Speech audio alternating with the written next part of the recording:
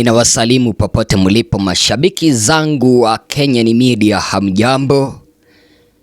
Asante sana kwa kuendelea kuchagua hichi kituo ili kuendelea kukupea taarifa. Mwenyezi Mungu hakubariki. Sasa taarifa ambazo ninaelezwa kutoka upande wa Ol Kalou, mahala ambapo walimaliza uchaguzi mdogo hapo jana na William Ruto akashindwa, huku Rigathi Gachagua akiibuka mshindi.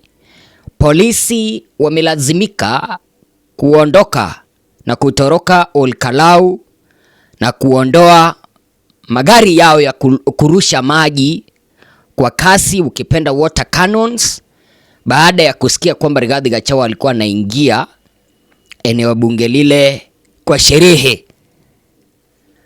Gachagua alitangaza kwamba anaenda upande wa Ol Kalou kupiga sherehe na kuwarudishia ni asante watu wa Ol Kalou kwa kumpea mbunge wa kwanza kutoka kwa chama cha DCP mwenye alishinda kura ama mwenye alipata kura zaidi ya 35,000,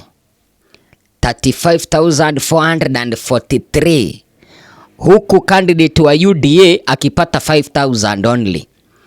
Na bwana Metu, Secretary General wa chama cha DCP, ameweza kusema kwamba Mchina alipata hizo kura 5,000 kutoka upande wa Ol Kalou kwa sababu ni mtoto wa Mount Kenya.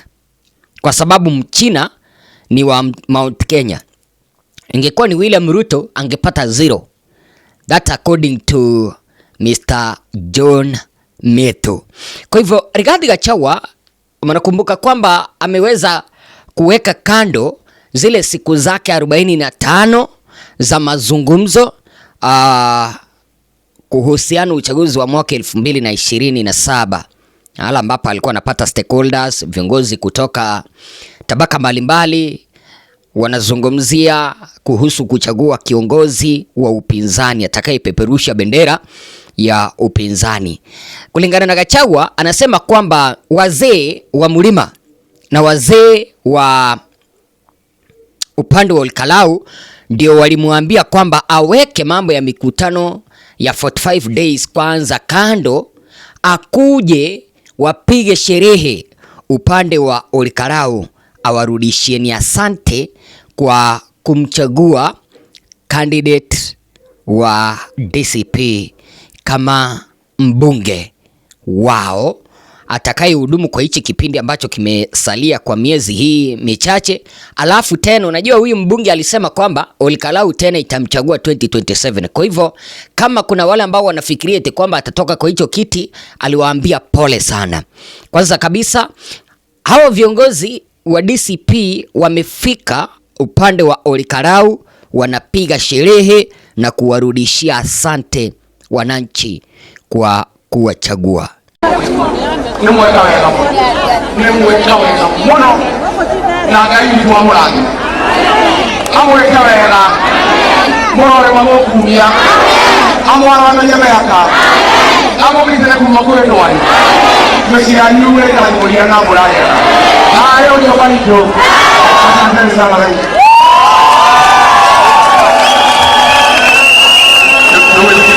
Sasa kipindi hicho viongozi hawa walipofika kutoka upande mwingine ninaambiwa bwana Ezra, no sooner had Rigathi Gachagua's convoy stormed Ol Kalou than the water cannons and the police officers ambao walikuwa wameletwa kutoka Nairobi walitoroka.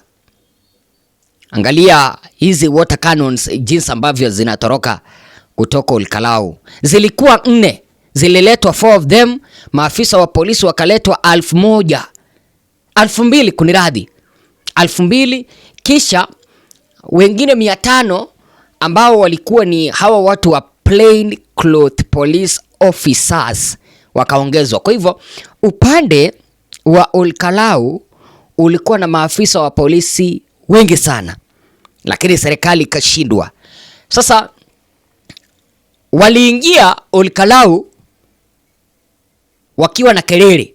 Murkomen akituambia kwamba they are going to do everything to make sure there is no chaos, without knowing that Olkalau is a peaceful constituency.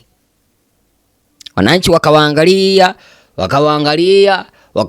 William Ruto, wakamwangalia Kithure Kindiki, wakamwangalia Murkomen, wakasema kwamba endelea kutupigia kelele, our day is coming, we will teach you a lesson. Na wakawafukuza. Waliwafukuza kupitia kwa kupiga kura kupitia kwa ballot. Angalia hizi kanda jinsi ambavyo water cannons zinatoroka baada ya kukosa kazi upande wa Olkalau.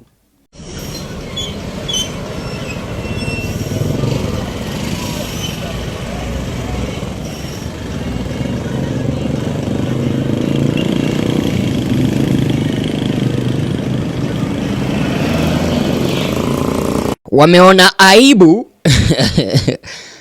Ninaelezwa kwamba walikuwa wamepanga haya magari kutolewa pale usiku wa leo Ijumaa. Walikuwa wamepanga hawa maafisa wa polisi watolewe pale usiku. Magari haya ya polisi ya water cannons yatolewe upande wa Olkalau usiku. Lakini kutokana na kwamba wameona aibu, they have been ashamed, they have been humiliated, they have been embarrassed, kupitia kwamba mgombea wa serikali hakupata kura na kutokea kwamba Rigathi Gachagua na kikosi chake walifika upande wa Olkalau kuwarudishia wana Olkalau asante kwa kuchagua kiongozi wa DCP. Ilibidi waondoke. Unajua serikali imeshindwa kumove on. Nimeona hata Kithure Kindiki akituambia kwamba amerudi drawing board kuangalia ni wapi ambapo alikosea. That is how politics is. Sio eti lazima serikali ishinde kila wakati. Na hii imeweza kutueleza hivi: wananchi ndio watakuwa na maamuzi ya mwisho katika uchaguzi wa mwaka 2027 na wala sio serikali. Yes. Hao wenye wanatuambia sijui wataiba kura, sijui tutajaza kura, watajaza kura kutoka wapi? Let me ask yourself. Hizo kura ambazo William Ruto anasema eti kwamba atajaza kutoka wapi? Hakuna mtu mwenye atajaza.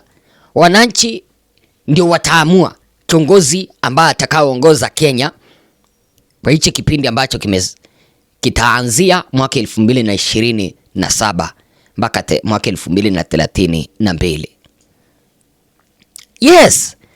Kwa hivyo wale ambao maybe mulikuwa na hofu eti kwamba serikali itaiba, haiwezi.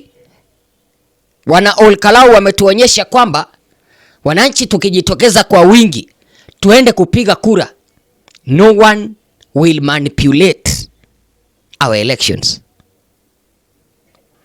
Kwa hivyo wale ambao mlikuwa na hofu kwamba uchaguzi wa 2027 can be manipulated, I want to give you an advice na kuwapea mwelekeo.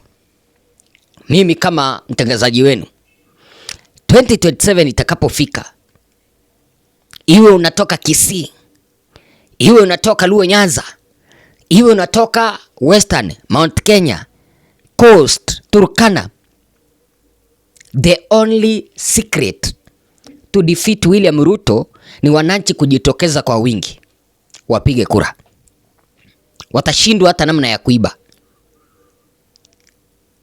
Niliona mwingine Ayubu Safula akisema kwamba Samia aliiba Tanzania, William Ruto ataiba na yeye.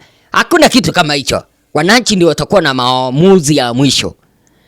Kwa hivyo unaona polisi wamelazimika kuondoka na kutoroka baada ya kupewa aibu kali. Sijui wazo lako ni lipi? Hapa lesson ambao nimeweza kujifundisha, wananchi ndio wako na maamuzi. People have power to decide who they elect. Kama ni pesa wewe wapewa kule, lakini hawawezi wakakufuata. Mwenyezi Mungu akubariki. Asanteni sana.